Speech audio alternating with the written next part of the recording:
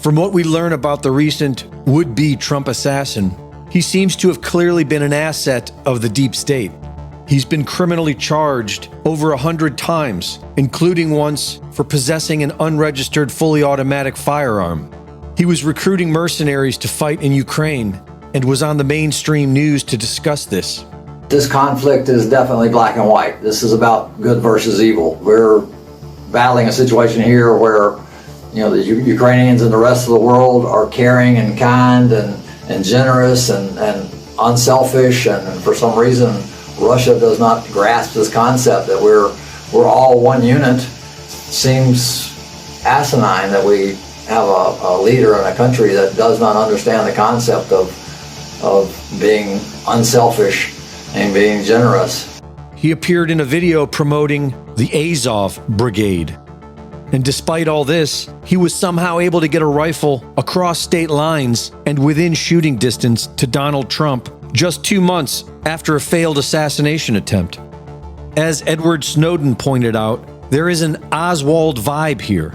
And he's right. Almost every assassination conspiracy in history has the same telltale signs. Take deep state heavyweight George H.W. Bush, for instance. Although he said he didn't remember where he was that day, George Bush was in Dallas when JFK was shot. He confidentially reported into the FBI with a cryptic message an hour after the assassination from the Sheraton Dallas Hotel. During this time, George Bush was covertly working for the CIA.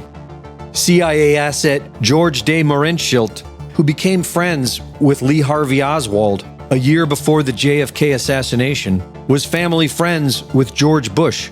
Bush wrote in an internal CIA memo that he first met him in the early 40s and was associated with him for over a decade. Fast forward to when George Bush was vice president alongside President Ronald Reagan, and Reagan was shot by John Hinckley.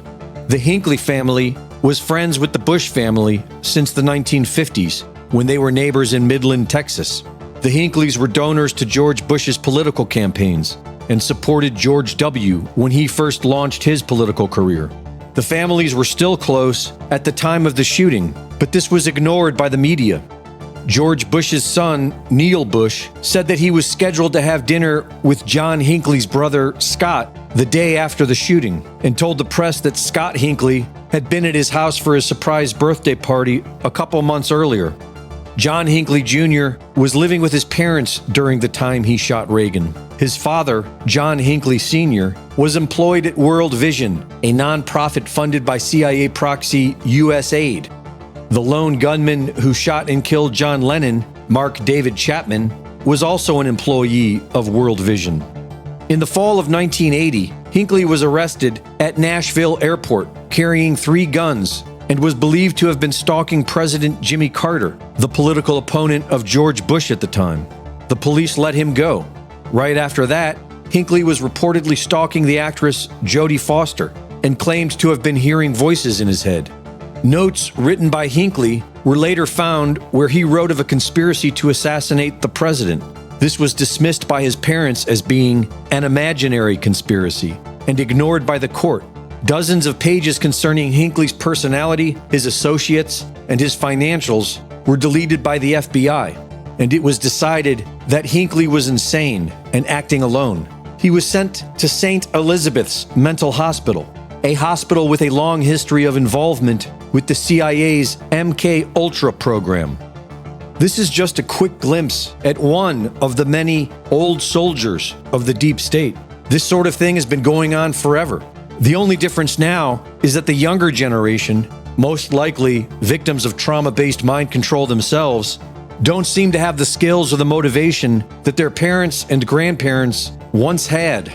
And because of the internet, more people are seeing it and pushing for the truth. And maybe someday we will stand up against it, rather than watch it slowly eat us all. Reporting for InfoWars, this is Greg Reese.